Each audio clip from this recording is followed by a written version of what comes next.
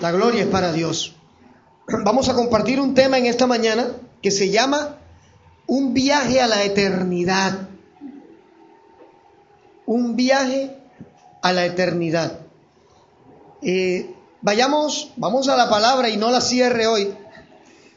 Vayamos a Génesis capítulo 3, versículo 14 al 19. Y tratemos de ubicarnos por un momento en el panorama de lo que está sucediendo allí en el Edén, porque tiene que ver esto con el propósito de la palabra. Génesis 3, versículo 14 al 19. ¿Ya lo tenemos? Y Jehová Dios dijo a la serpiente, Génesis 3, 14 al 19. Y Jehová Dios dijo a la serpiente, por cuanto esto hiciste, ¿qué hizo? Sedujo a Eva, todo el proceso del pecado. Por cuanto esto hiciste, maldita serás entre todas las bestias y entre todos los animales del campo.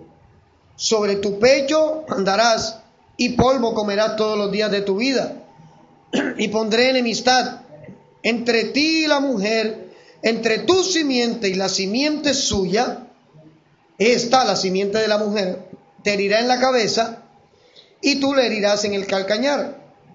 A la mujer dijo, multiplicaré en gran manera los dolores en tus preñeces, con dolor darás a luz a los hijos, y tu deseo será para tu marido, y él se enseñoreará de ti.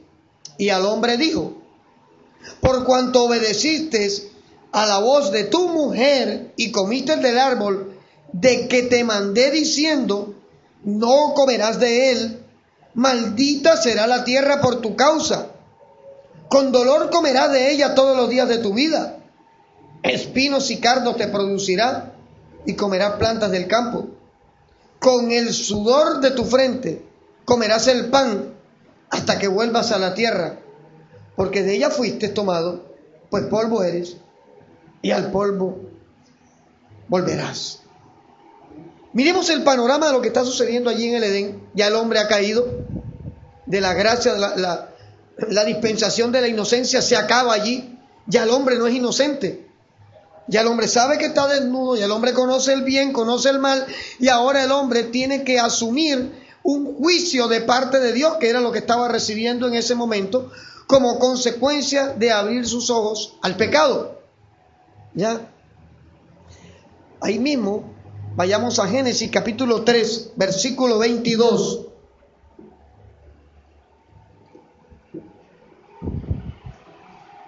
Génesis 3, 22. Mire lo que dice ahora.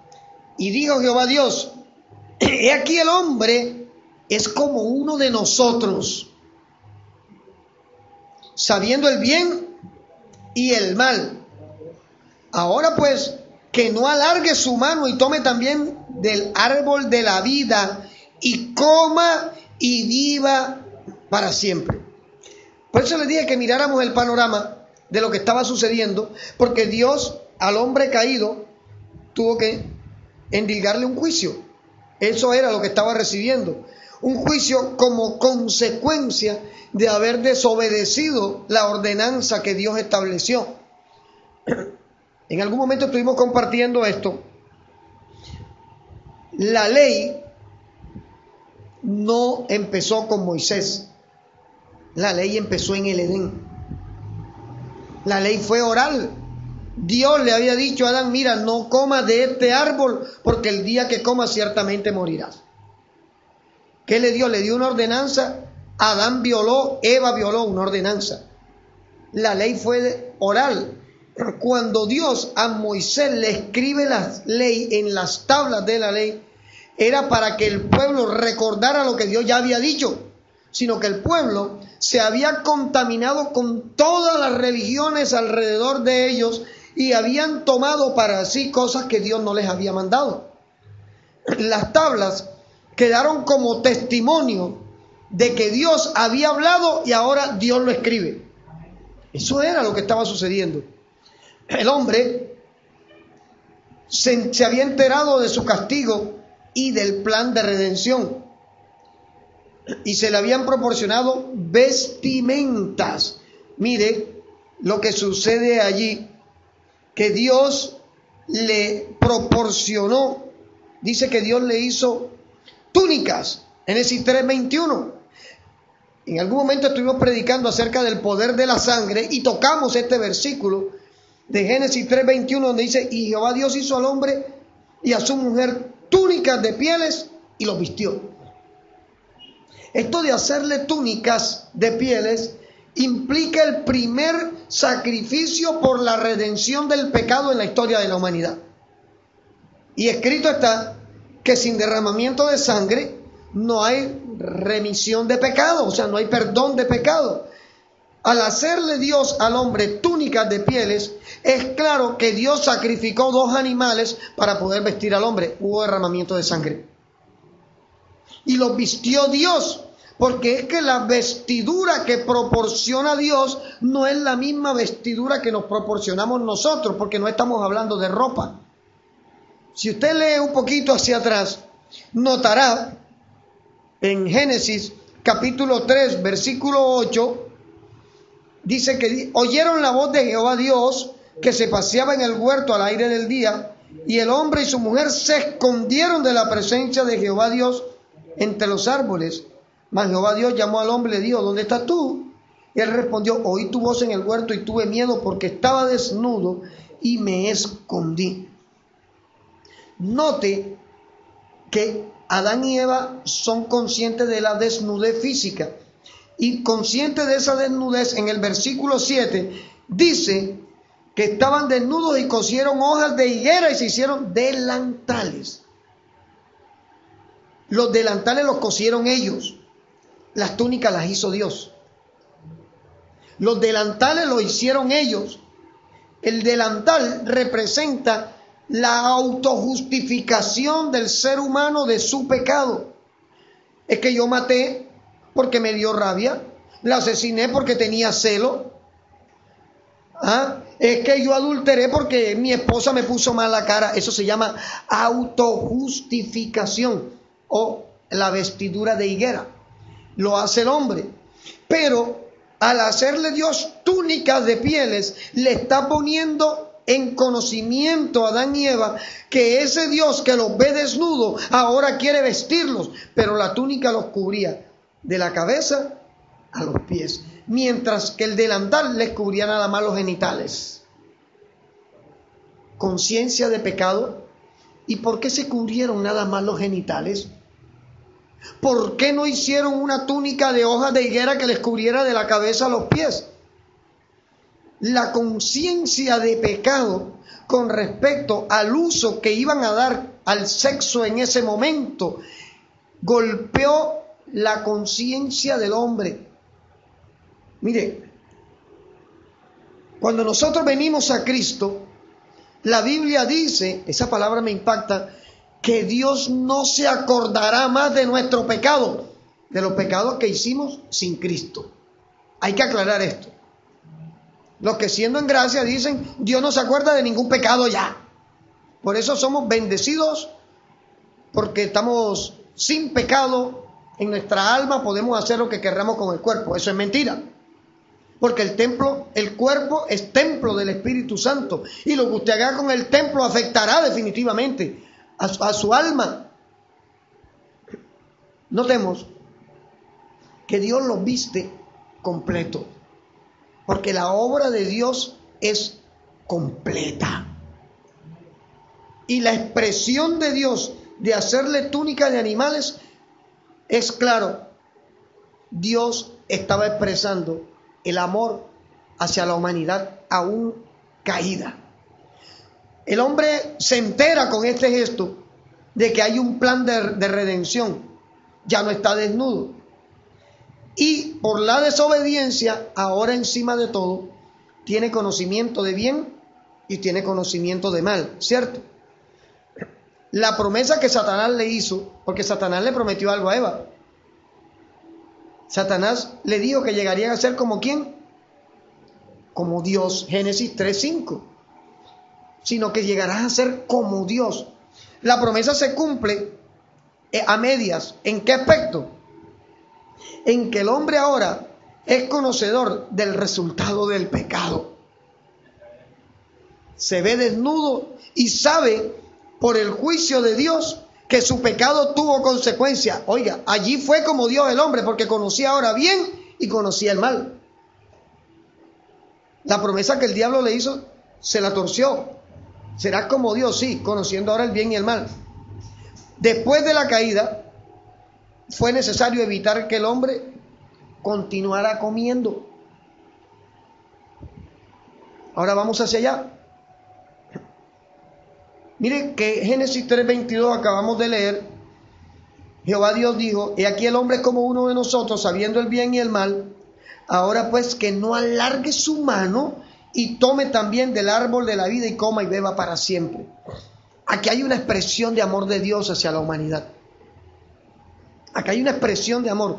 El evitarle que fuera a tomar el árbol de la vida es una expresión de amor incondicional de Dios. Ahora vamos a entenderlo por qué. Después de la caída, era necesario evitar que el hombre continuara comiendo ahora del fruto del árbol de la vida, para que el hombre caído ahora no se convirtiera en un pecador inmortal.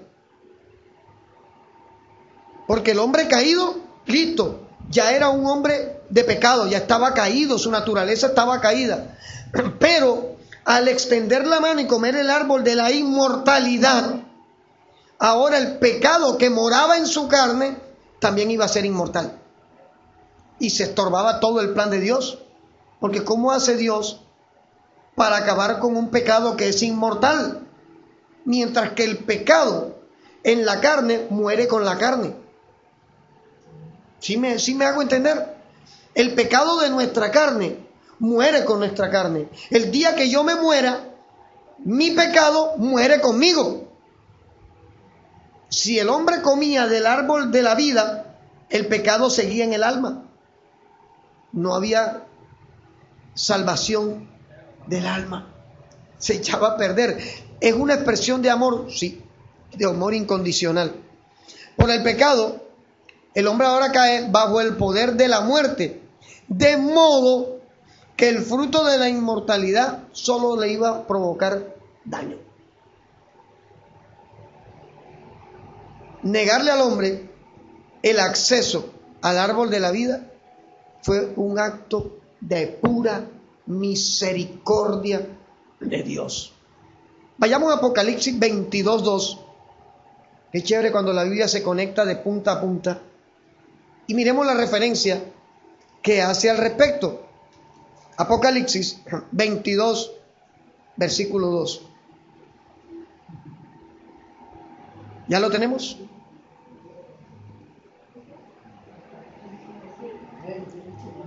Vamos a leer desde el versículo 1. Después me mostró un río limpio de agua de vida, resplandeciente como cristal, que salía del trono de Dios y del Cordero. En medio de la calle de la ciudad y a uno y otro lado del río estaba el árbol ¿de qué? De la vida. Y estamos hablando allá en el tercer cielo, que produce 12 frutos, dando cada mes sus frutos, y las hojas del árbol eran para sanidad de las naciones. Ahora vayamos ahí mismo en Apocalipsis 22, versículo 14. Mire lo que dice: bienaventurados los que lavan sus ropas para tener derecho al árbol ¿de qué? Y entrar por las puertas en la ciudad. Está hablando de la Jerusalén celestial. El árbol de la vida es el árbol de la inmortalidad. Si Dios deja al hombre en el Edén y Adán y Eva comen del árbol de la inmortalidad, no había manera de acabar con el pecado. Dios, mirando mucho más allá en su omnisapiencia, decide al hombre: saquémoslo del Edén. Y aunque fue un juicio tremendo para el hombre salir del Edén, también es cierto que era necesario dejar de exponerlo a que tuviera la tentación de agarrar lo que no tenía que agarrar, de comer lo que no tenía que comer. O sea, que la eternidad, mirando estos dos pasajes de Apocalipsis, la eternidad Dios ya la había dispuesto para el hombre, para ti y para mí. Que el plan se dañó, Dios es perfecto para restaurar planes. Que se echó a perder el diseño original, Dios es perfecto para hacer un nuevo diseño. Pero ese diseño solamente en Jesucristo. ¿Cómo conseguir ese tiquete del viaje a la eternidad? Porque es claro, la eternidad nos está esperando. ¿Cuántos saben que es así?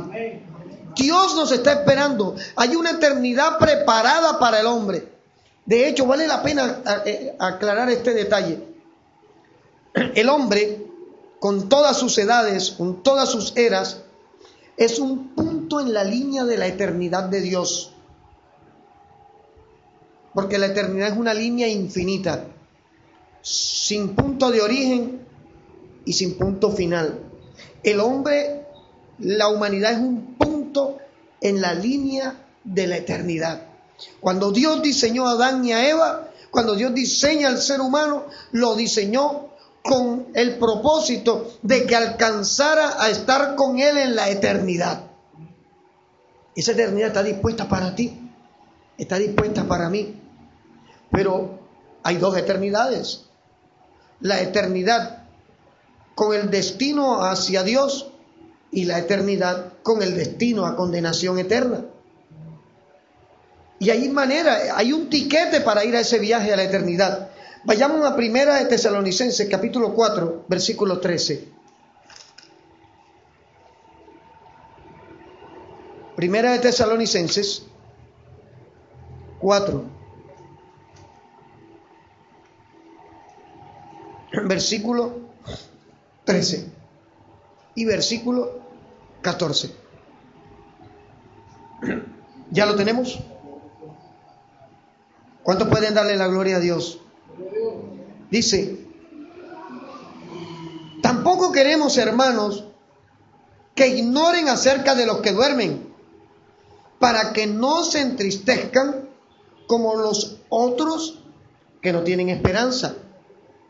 Porque si creemos que Jesús murió y resucitó, así también traerá Dios con Jesús a los que durmieron en Él, no con Él.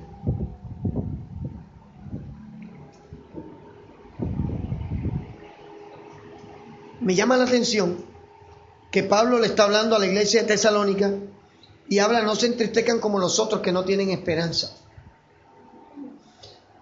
Pablo dijo: para mí el vivir es Cristo y el morir es ganancia. He allí porque cuando nosotros estamos en Cristo y se acabó nuestra etapa biológica, nosotros no vamos a terminar allí. A partir de allí empieza realmente la ganancia de haber vivido al estilo de Cristo. El estar en la tierra tiene un propósito. Algunos dicen: yo vine a esta tierra a sufrir. Lo que pasa es que mucha gente sufre, pero no es culpa de Dios, sino culpa de las malas decisiones que han tomado. ¿Qué culpa tiene Dios de que Hildarica tiene 15 años y va y se novia con un tipo casado de 40? ¿Dios tiene la culpa de eso? No, pero es que a mí me gustan los mayores. Él me puede sostener. Es un hombre ya curtido en la vida, sí, pero es una niña. Y como no, y es casado, pero ya yo la detesto a ella. Esa mujer no me hace feliz, me hace feliz tú. Hay un dicho que dice que al buey viejo pasto biche. Eso dicen allá en La Guajira. Y el mundo lo aplica como algo wow. Y el viejo todavía levanta. Sí. El ego del hombre, el ego del macho, el diablo sabe cómo alimentarlo. ¿Por qué? Porque muchos no aceptan sus verdades. Y como no se aceptan verdades, se toman decisiones que van a traer consecuencias. Yo conozco el caso de un varón que partió con el Señor. Gracias a que Dios tiene tanta misericordia, partió con el Señor. Pero ese hombre, su corazón se lo dañó el Viagra. Acá hay una médico, ¿cierto? ¿Qué efecto a largo plazo tiene el uso del Viagra? Un infarto. Claro, porque es que nosotros somos una máquina. Imaginémonos una máquina que tiene X tiempo de uso útil. Y llega un momento que las piezas, nosotros a un carro le podemos cambiar la primera, la segunda, el piñón se rompió y le ponemos otro piñón, pero a esto no. Y si mi corazón está diseñado para ser útil en cierto rango de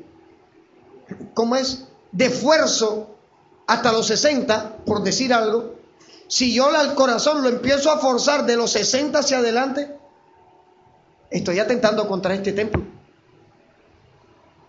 Porque es precisamente ir en contra de una verdad. Estamos envejeciendo. El hombre empieza a envejecer desde que nace. Desde que el niño llora, está envejeciendo. Para que el niño crezca, tiene que haber una multiplicación de células nuevas y otras que están muriendo. Se está envejeciendo. ¿Por qué es tan rentable inventarse tratamientos para la belleza? Porque el hombre no quiere aceptar las patas de gallina. Perdón, el hombre y las mujeres. No, ahí me salió una pata de gallina. ¡Horror! Me están saliendo canas. ¡Oh! ¿Qué voy a hacer? Tinte. Si no está casada con un pintor, tiene que comprar tinte. Porque yo tengo aerógrafo y yo le puedo dar todo. Ahí está el secreto. No, yo no me lo pinto. Por no aceptar una verdad. Nosotros tenemos una esperanza. Y es que cuando usted viene a Cristo, la obra que Cristo hace en todo aquel que se rinde a Él es perfecta, es completa. Necesito la ayuda de la doctora Fabiana Pavón. Doctora, un drogadicto consumiendo cocaína que tiene ácido, ácido clorhídrico durante 19, 20 años, ¿qué pasa en ese tabique? Perforado y destruido. Pero este no está destruido ni perforado, porque es que el Cristo de la esperanza, cuando hace la obra, la hace completa. Y la gloria es para Él. Miren, anoche hablaba con mi hermano Ender, 11 y pico de la noche estábamos hablando, y con Dios, de Dios nadie se burla. La gente pregunta, ¿por qué me pasa esto a mí? Oye, revisa qué estás haciendo. Compartíamos el hermano Ender y yo, y creo que llegamos a la misma conclusión en el espíritu. Las consecuencias que este varón está viviendo son las consecuencias de reincidir en su pecado. ¿Por qué? Porque es que cuando Dios nos lleva a un desierto, el diablo no nos lleva al desierto. Eso es algo que nosotros tenemos que meternos en el disco duro. Cuando usted llega a una situación de desierto, no es el diablo no le conviene que el creyente vaya al desierto. No es que en el desierto él pierde. Porque si usted mira la vida de Jesús, Jesús fue llevado al desierto no por el diablo, sino por el Espíritu. Mateo 3 y Mateo 4. Fue llevado por el Espíritu al desierto. ¿Para qué? Porque en el desierto sale fortalecido todo aquel que mira a Cristo. Al diablo no le conviene que usted vaya al desierto. Pero cuando vamos al desierto, llegó el momento ideal de adorar. Anoche compartíamos esto. Porque es que en el desierto sale a flote qué es lo que hay en tu corazón. Pero si tu desierto es una enfermedad, y como es el caso, y este hombre dice que alguien le predicó que él podía fumar marihuana para el dolor y que no le estaba pasando absolutamente nada a su alma, todo está bien, ese hombre está mal.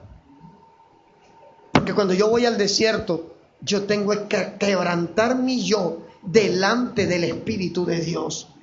Porque en el desierto, cuando tú adoras, hay victoria.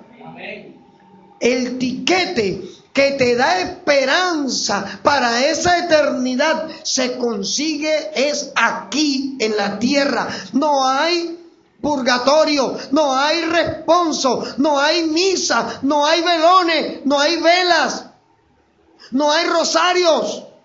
Eso no te va a sacar. Tu desierto es la preparación que Dios te permite vivir para conseguir tu tiquete a la eternidad. Cuéntemelo. Él me decía de que antes de que nuestra carne le gustaría seguir haciendo lo que veníamos haciendo. Claro que sí. Mire, venir a Cristo no es un camino de rosas. Pero una vez que usted lo decide, agárrese a Él hasta con los dientes, aún en el momento que siente que no puede más, es cuando más cerca está Dios de ti. Porque en el momento que tú sientes de fallecer, en el momento que tu lógica no te da para entender cómo es que Dios está contigo, en ese momento es cuando Él más te está sosteniendo. Porque no son tus fuerzas, sino las de Él. Cuando a mí me fueron a operar, porque lo que conocen mi testimonio, tuve 19 años en la droga, consumiendo cocaína. Por eso pregunté, hay una doctora aquí que da testimonio de que el ácido perfora el tabique. Eso acaba. Yo mudé, no me acuerdo cuántas veces mudé mi mucosa nasal. Tenía sinusitis para rematar. Pero cuando fui a operarme, ya estando en Cristo, porque yo sentía que no estaba respirando bien cuando dormía, y fue el médico, el cirujano, me reuní con él, yo tenía que decirle mi verdad. Doctor, mire, yo tengo que decirle la verdad. Yo fui drogadicto, estuve diciendo, espérate ahí, vamos a ver, y me puso la cámara y me dijo, eso es mentira. Porque tu tabique parece el de un pelado de 15 años, simplemente con el problema que tiene de la obstrucción de la hipertrofia de los cornetes. Y la gloria es para Dios. Porque cuando usted le permite a Cristo operar en su vida, su tiquete a la eternidad tiene sello, tiene visa. Y ahora se lo voy a demostrar. Porque cuando usted va a entrar a otro país, ¿qué le ponen en el pasaporte?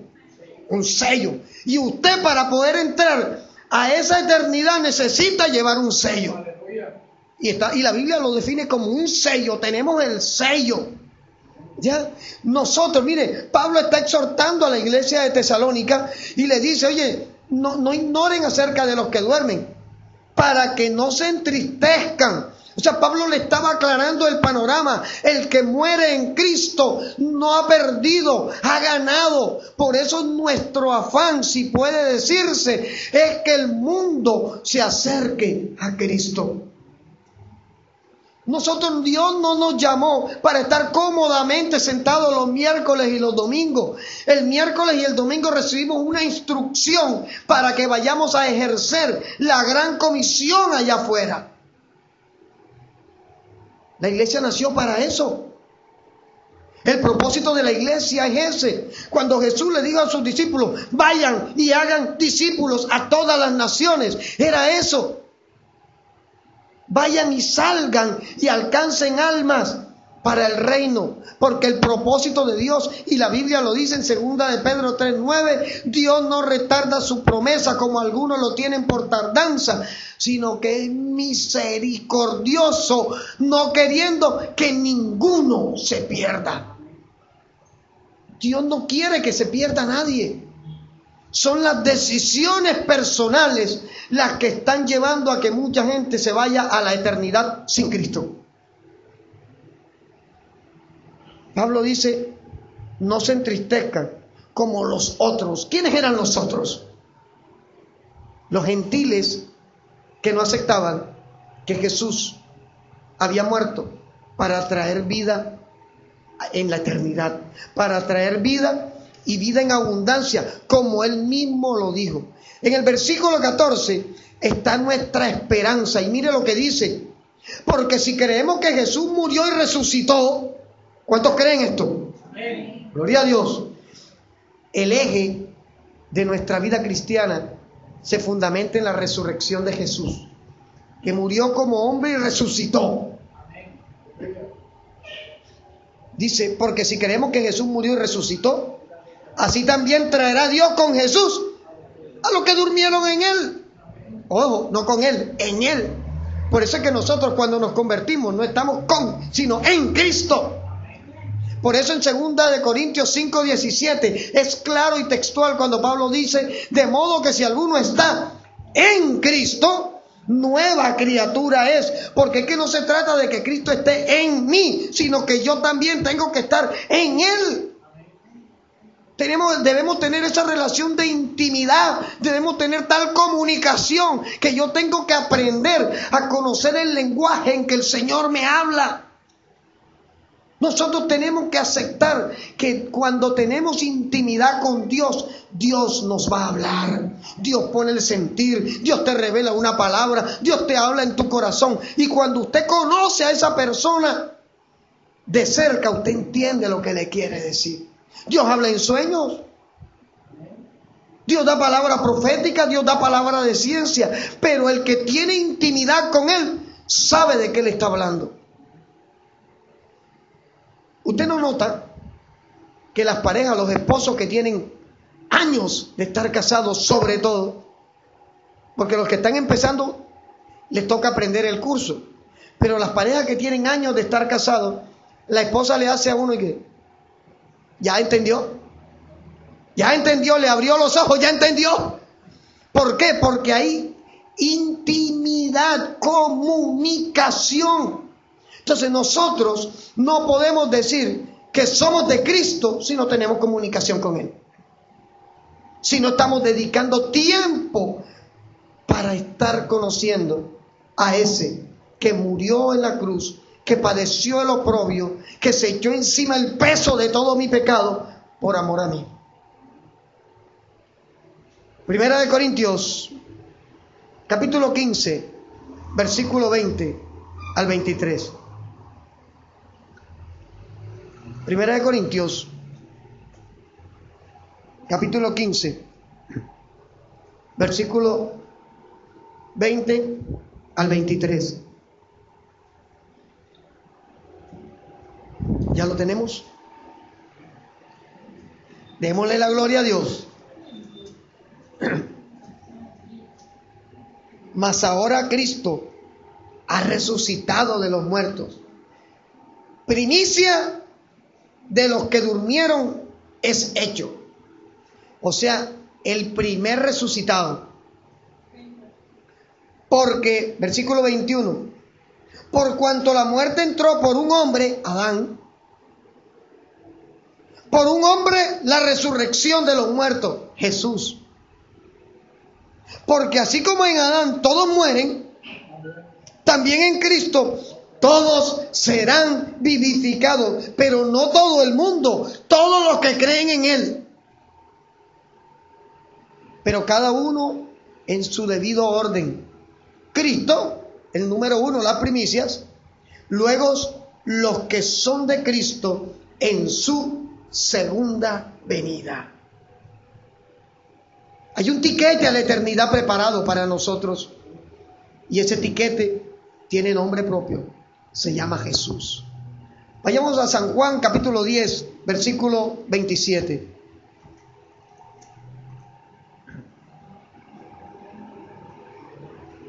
San Juan 10, 27 al 29. Evangelio de Juan.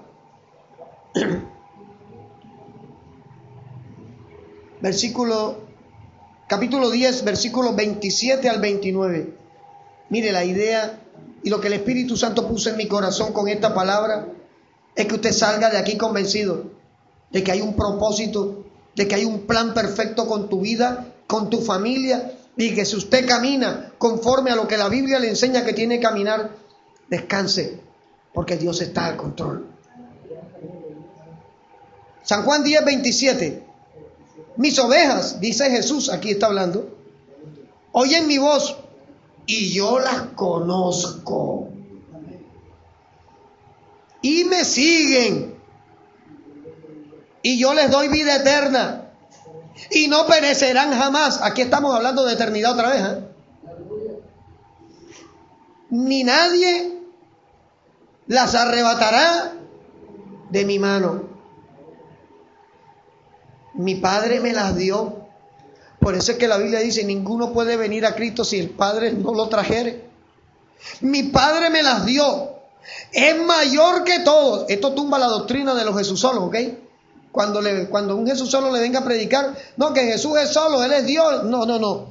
Este versículo le pega en los dientes. ¿Por qué? Mi Padre, está hablando Jesús, me las dio. Es mayor que todos y nadie las puede arrebatar de la mano de mi Padre, porque es que Jesús recibe las almas a través del Espíritu Santo, procesa las almas, las rescata en su segunda venida y después del reino milenial le dice, Padre, los que tú me diste aquí te los entrego. ¿Por qué? Porque la eternidad estaba preparada para eso. La eternidad estaba preparada para la iglesia de Cristo, aclaro, no para la iglesia cristiana evangélica, no para la iglesia adventista, no para el sistema católico romano, no para los testigos de Jehová, para la iglesia de Cristo, que está compuesta por todos los que creen que Él murió y resucitó en carne al tercer día y está sentado a la diestra del Padre intercediendo por nosotros. Si usted cree eso, usted es iglesia de Cristo, indistintamente de la denominación, del color de las paredes, del título que tenga al frente. Lo que importa es eso. A nosotros nos hace iglesia de Cristo, es nuestra fe en esa resurrección. Si alguien no cree en la resurrección de Jesús, no es de Cristo. Todo lo que cuestionan la resurrección de Cristo no son de Jesús. Efesios capítulo 1, versículos 13 y 14.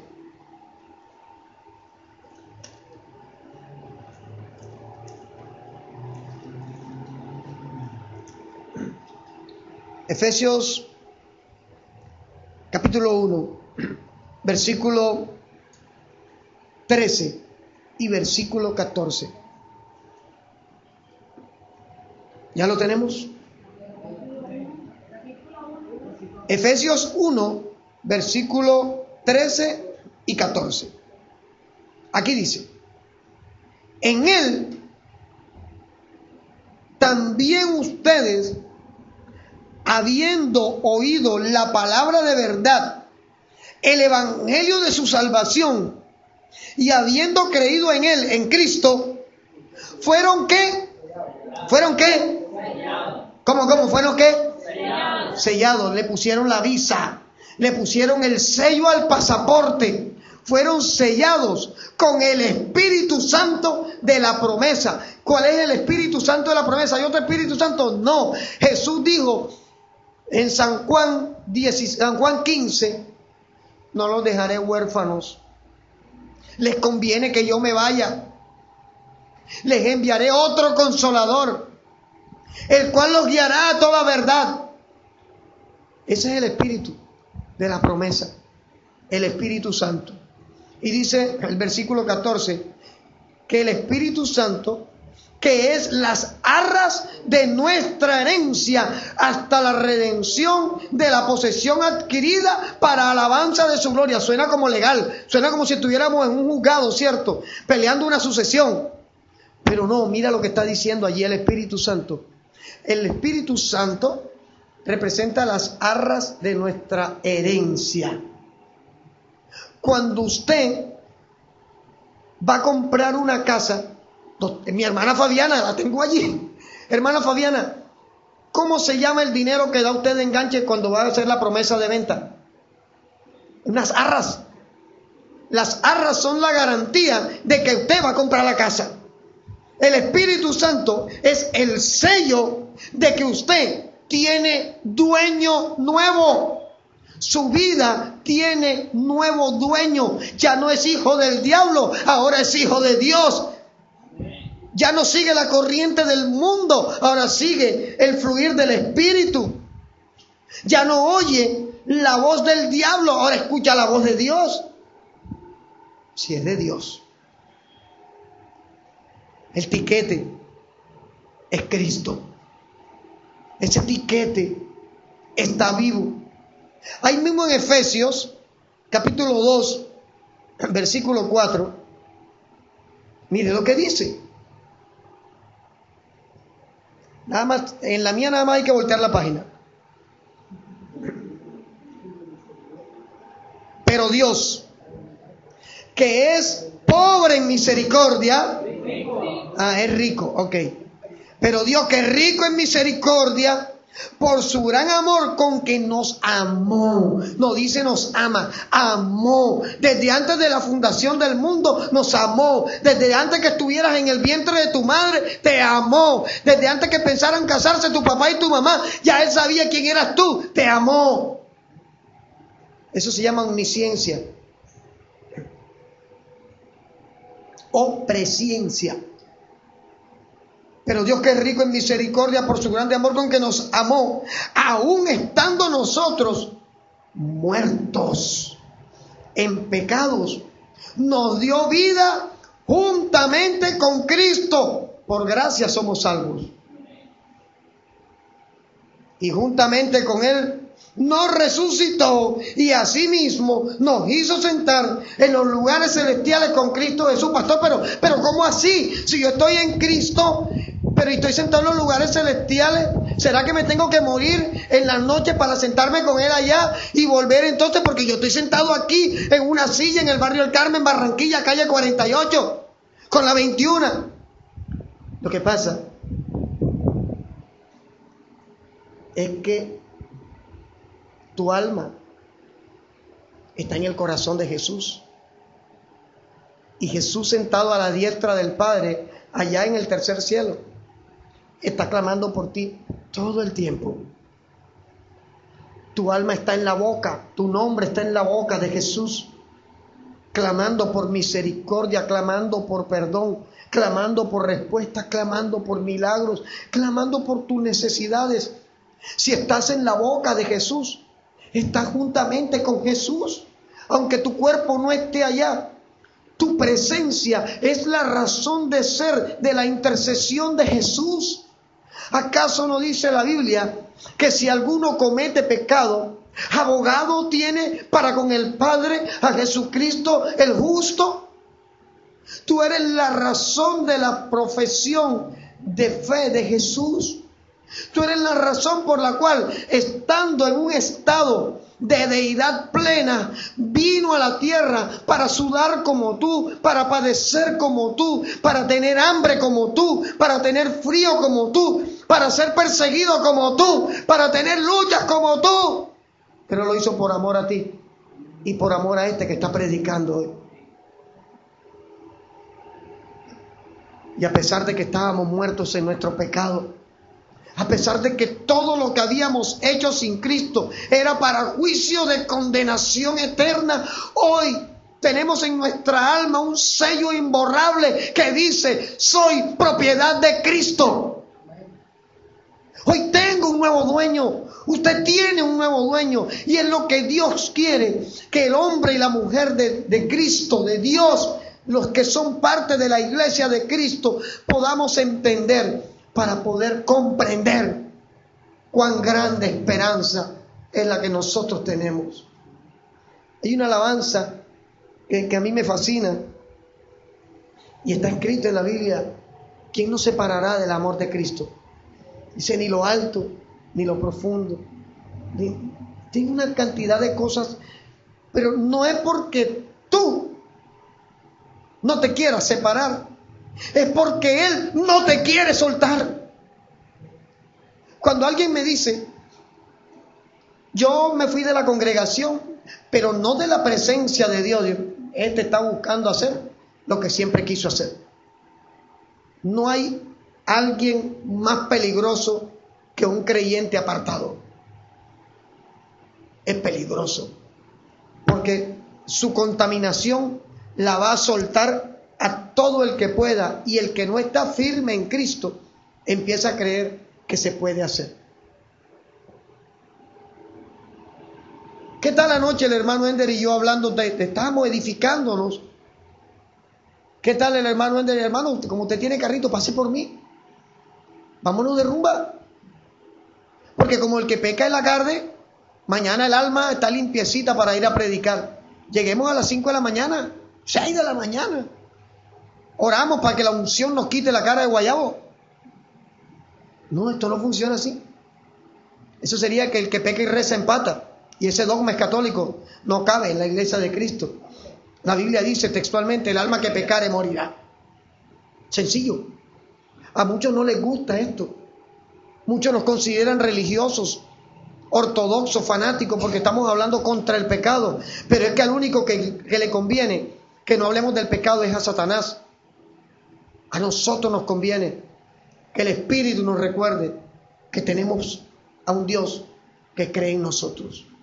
Que a pesar de tus errores y a pesar de mis errores, que a pesar de tus debilidades y de mis debilidades, sabe que puede contar con nosotros.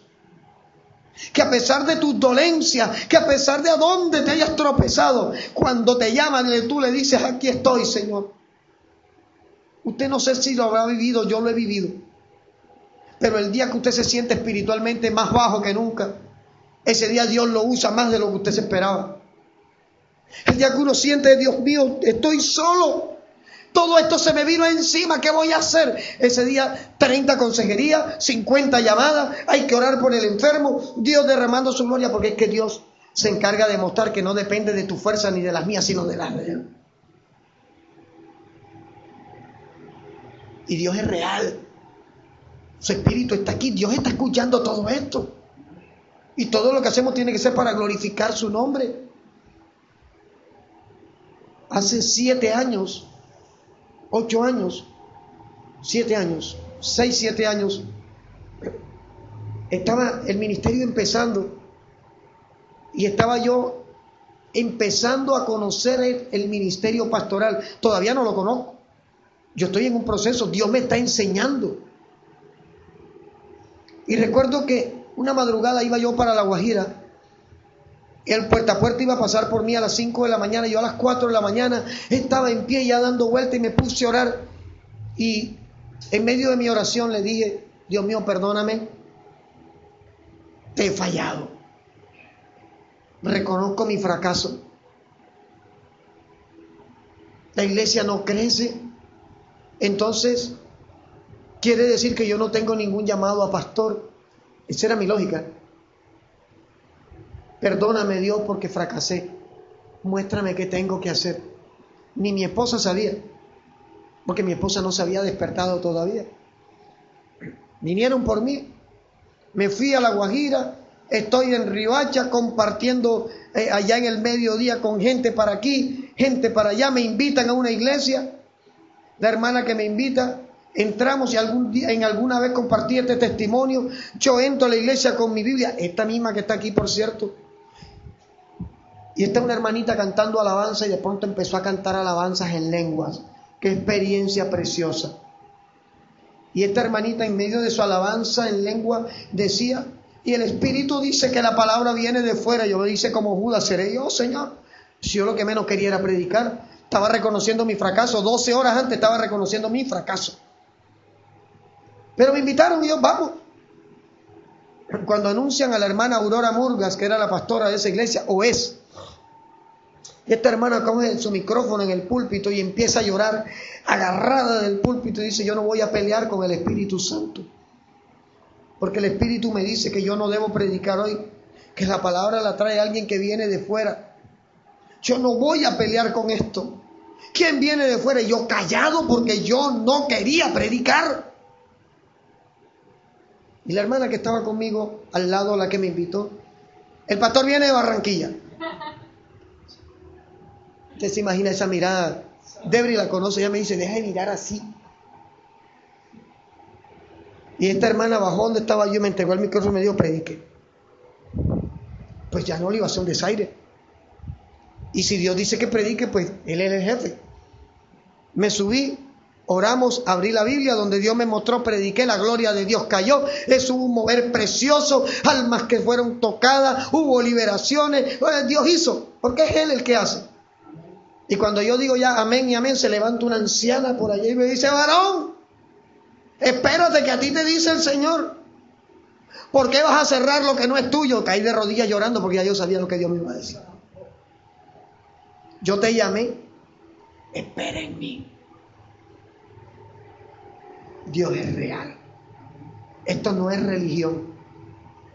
Por eso el anhelo que hay en el corazón de mi esposa y el mío es levantar jóvenes, chicas, chicos, adultos, hombres, mujeres, que se atrevan a creer en un Dios real,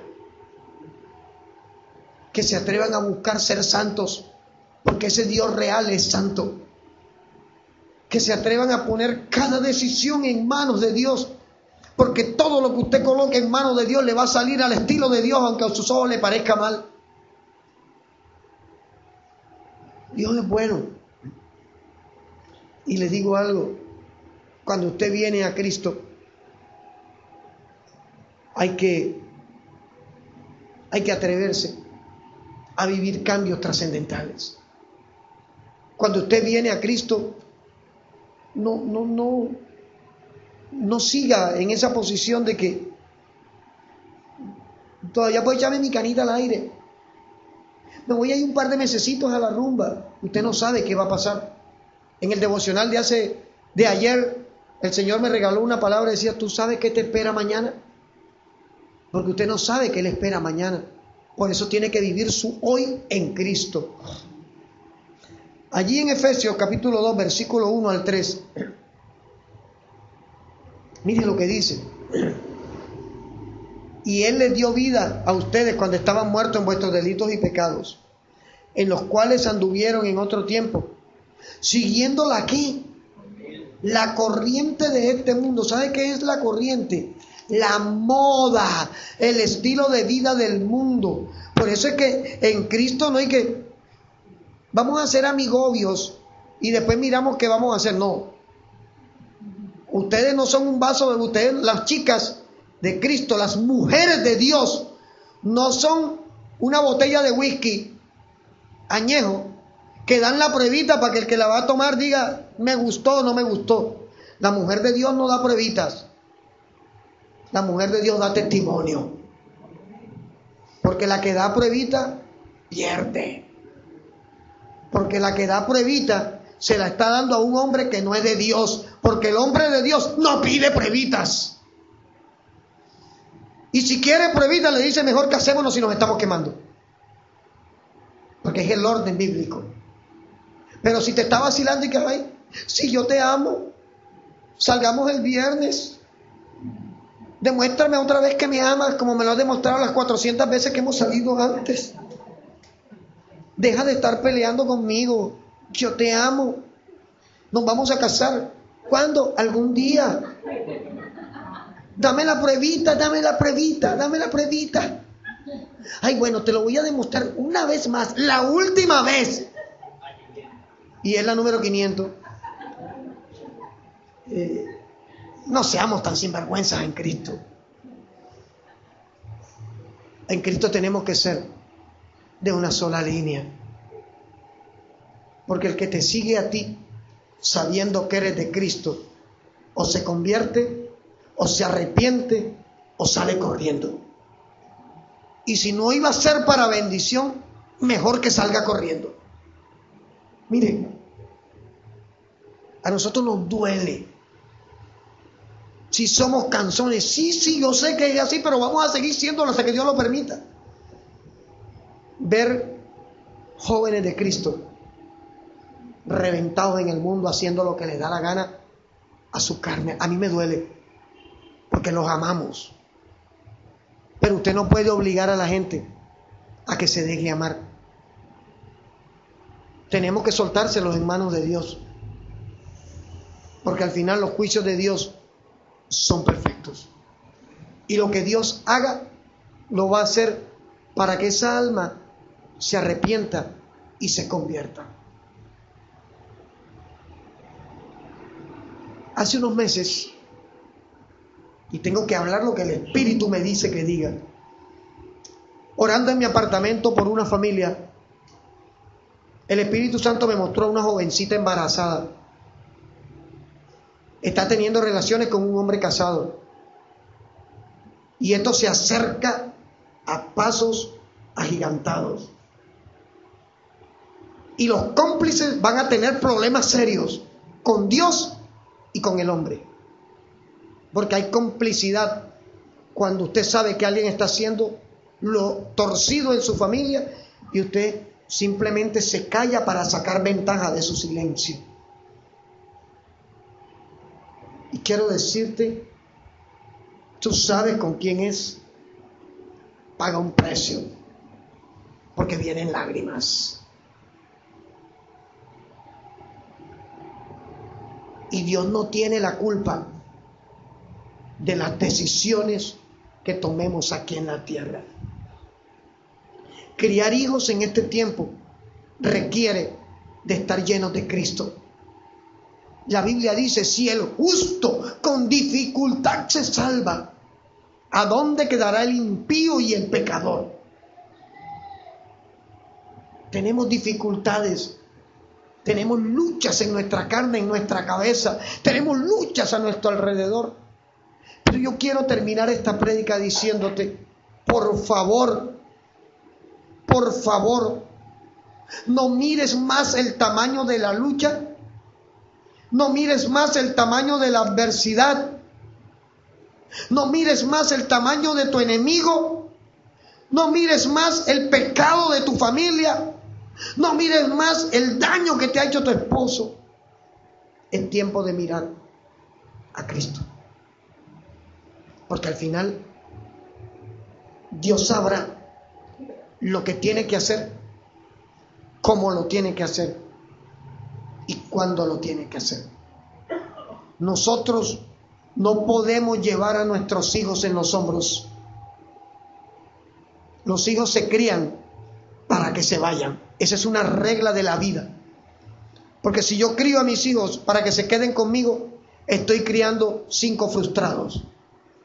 Yo debo criar hijos con principios de Dios para que vayan a donde vayan, la gente sepa que ellos tienen valor, que ellos tienen principios. Los hijos tienen que cortar el cordón umbilical. No es que es una opción. Pastor, y si yo quiero quedarme con mi papá y mi mamá toda la vida, ese es tu problema. Pero vas a tener problemas. Los hijos tienen que cortar el cordón y extender sus alas. Porque si usted no bate sus alas, nunca se le van a fortalecer. Y el tiempo de tomar decisiones es ya. Es donde nosotros nos damos cuenta. Hay una palabra que dice, los últimos serán los primeros. Esa palabra a veces como que confronta. Lo que pasa es que venir a Cristo no es una religión. Es una decisión personal, sabia y de conveniencia. Hace 8 días hablábamos del matrimonio de conveniencia. Porque es que a usted y a mí nos conviene estar casados con Cristo. A usted y a mí nos conviene vivir una vida cercana a Cristo. A usted y a mí nos conviene tener cambios trascendentales. Porque usted y yo no podemos seguir viviendo bajo la corriente que vivíamos en otro tiempo. Efesios 2, lo acabamos de leer. Usted no puede prestar el oído a lo que un hijo del diablo te plantea. Ay, pastor, pero él no es hijo del diablo. Él se apartó del evangelio, pero él está bien. Sí, el que se aparta nunca estará bien. Y ninguno que se aparte y busque tu amistad va a buscar tu bienestar, porque el corazón de él no está lleno del corazón de Dios. Y hay gente que se ha ido de la iglesia de Cristo, del cuerpo se han ido, y que buscarán dañar porque sus corazones se llenan de envidia, de resentimiento, de una cantidad de cosas que a la postre no van a edificar ni la vida de ellos ni la vida de las personas que estén al lado de ellos. Pastor, yo tengo una amiga que es apartada, ora por ella, pero no le comas cuenta todo lo que ella te dice. Ora por ella. Porque la Biblia dice que recibamos al débil en la fe, pero recibirlo implica que el débil en la fe toma la decisión de venir. No que usted, ay, pastor, el sábado no puedo ir al ensayo. ¿Por qué? Porque es que Orfilia me dijo que pasamos un rato chévere, un rato de chicas. Entonces nos vamos para las 8. Yo no voy a emborracharme, pastor, nada más vamos a tomar 10 cervecitas. Voy a para las 8 con ella porque tenemos ratos que no hablamos. Suena cómico, pero es una verdad que se está viviendo en la iglesia de Cristo todos los días. Como el carnalión que anda mirando toda la peladita que entra a la iglesia. Pastor, pero como está de buena su hija. Como está de buena la hermana Gisela, pastor. Pastor, como está de bueno Germán, pastor. Sí, porque también hay lobas. Señor. Aleluya. Dice Germán, amén, pastor. Sí. Qué bueno poder gozarnos en medio de todo esto, ¿sabes? Porque nosotros tenemos esperanza. Nosotros tenemos esperanza. Nuestra esperanza a ese tiquete a la eternidad se llama Jesucristo. Y a ese Cristo yo quiero invitarte hoy a que te rindas totalmente. No importa la guerra que está viviendo alrededor tuyo. No importa la escasez. No importa la lucha. Importa que si Cristo te ha puesto un sello, nadie te lo va a borrar. Yo quiero invitarte a que te coloques sobre tus pies por un momento. Y quiero invitarte a que le demos gracias a nuestro Jesús, porque su sacrificio no ha sido en balde. Yo quiero invitarte a que allí donde tú estás, levante tus manos y le digas a nuestro Padre Todopoderoso: gracias por tener tanta misericordia de mí. Gracias por tener misericordia de mi familia. Gracias por no soltarme, aun cuando he querido soltarme de ti. Gracias por recordarme que cuando soy débil, tú eres fuerte.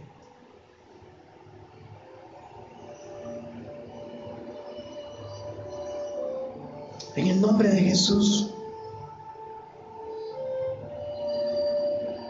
Espíritu Santo de Dios,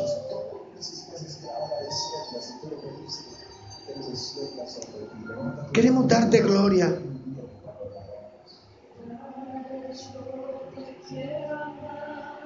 Queremos darte honra.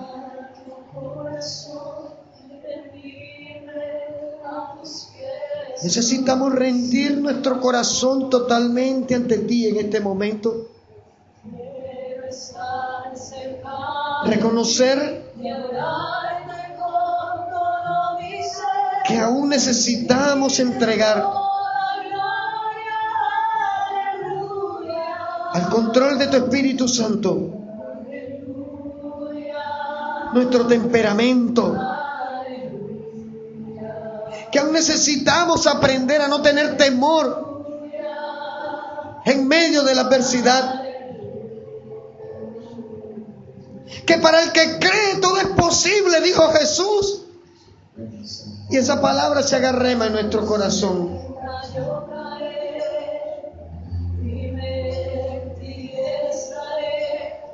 Padre, como iglesia de Cristo,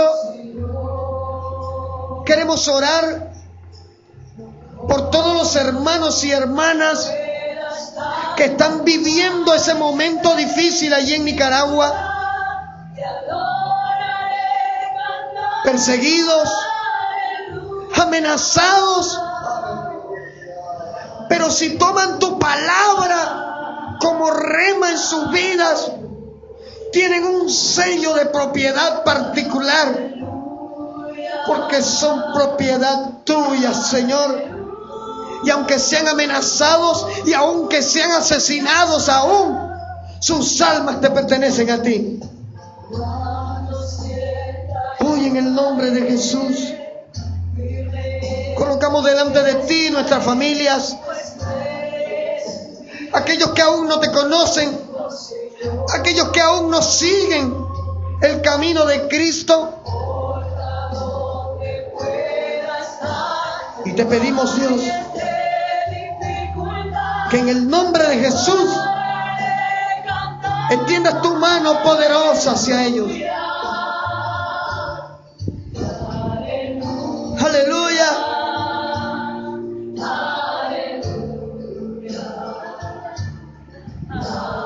Aleluya.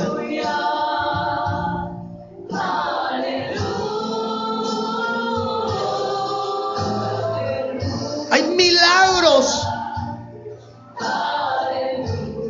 que parecieran que se hubieran detenido, que no llegaran, pero simplemente el Espíritu Santo está esperando una rendición completa ante su presencia. Padre, en el nombre de Cristo Jesús, te damos toda la gloria, toda la honra a ti. Y permítenos, Dios, que donde llegue esta palabra, que traspase fronteras, que toque corazones y que a cada uno nos permita entender que a pesar de todo lo que estemos viviendo, tenemos un sello, tenemos un pasaporte con destino a la eternidad, que tenemos un Padre en los cielos que ha reclamado posesión de nuestras almas, porque somos de Cristo, somos de Cristo. No importa la adversidad, no importa la lucha, no importa el dolor, no importa la tristeza, no importa el temor, somos de Cristo. Y hoy Espíritu Santo, te rendimos nuestro corazón,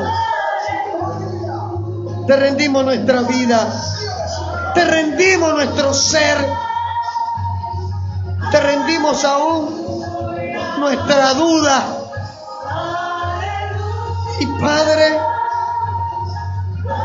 que todas las almas que tú has permitido que hoy escuchemos esta palabra, nos llenemos de la confianza, de la fe absoluta, que tú no abandonas a tus hijos, y que si nos has llevado al desierto, en el desierto adoramos, porque en el desierto veremos tu gloria.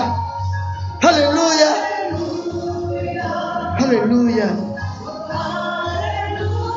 aleluya, aleluya,